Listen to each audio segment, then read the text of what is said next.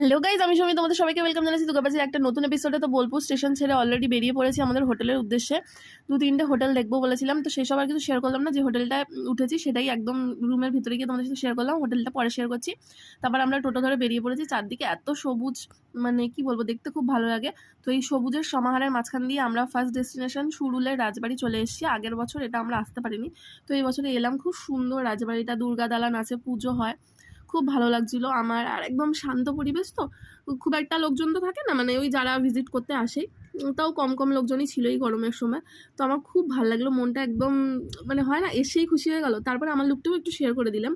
দেন আমরা চলে এসেছি সৃজনী শিল্পগ্রাম। আগের বছর এটা ঘুরেছিলাম, বাট এবার দেখলাম যে অনেক কিছু নতুন অ্যাড হয়েছে, অনেক ডেকোরেশন হয়েছে, দারুণ লাগছিল আমার ডেকোরেশনগুলো। তোমরা যদি আসো, তাড়াতাড়ি চলে আসো বোলপুর, আর এই সুন্দর দৃশ্যগুলো, সুন্দর জায়গাগুলো ভিজিট করো, তোমাদের খুব ভালো লাগবে। তো এই সৃজনী শিল্পগ্রাম কমপ্লিট করে আমরা এবার নেক্সট ডেস্টিনেশনে যাবো।